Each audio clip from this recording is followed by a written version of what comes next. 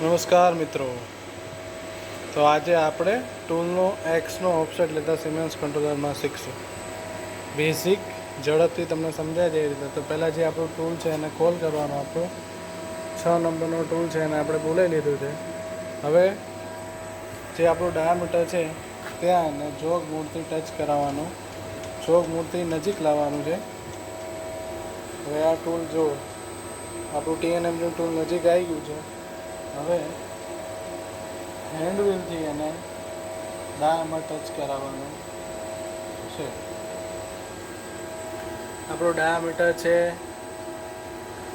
41.9. Hand વ્હીલથી ધીમે ધીમે નીચે ટચ કરાવવાનું છે. આપણે આજે ટૂલનો એક્સનો ઓફસેટ કઈ રીતે સિમેન્સ કંટ્રોલરમાં ભરાય એ આપણે જોવાનું છે. તો ધીમે ધીમે નજીક લાવવાનું હેન્ડ વ્હીલથી.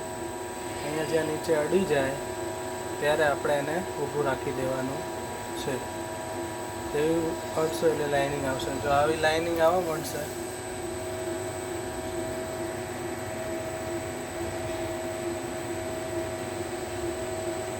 આપણું ટૂલ ટચ થઈ ગયું છે.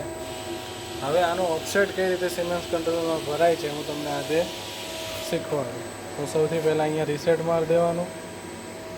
રીસેટની કી આ રહી. હવે આપણું ટૂલ ટચ થઈ ગયું છે ડાયામીટર ઉપર. હવે મેઇન સ્ક્રીનમાં અહીંયા ઓફસેટનું બટન છે.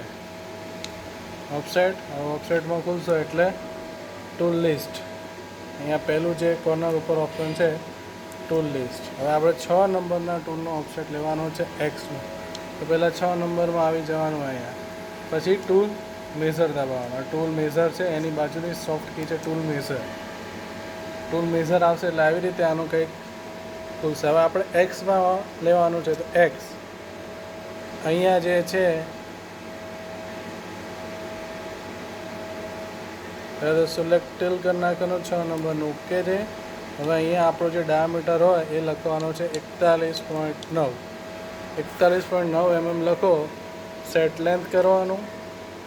સેવ પોઝિશન. આ સેવ પોઝિશનની બાજુની સોફ્ટ કી છે સેવ પોઝિશન. એટલે અહીંયા ડાયામીટર એનો 41.9 mm થઈ જશે. પછી બેક આવતું રહેવાનું.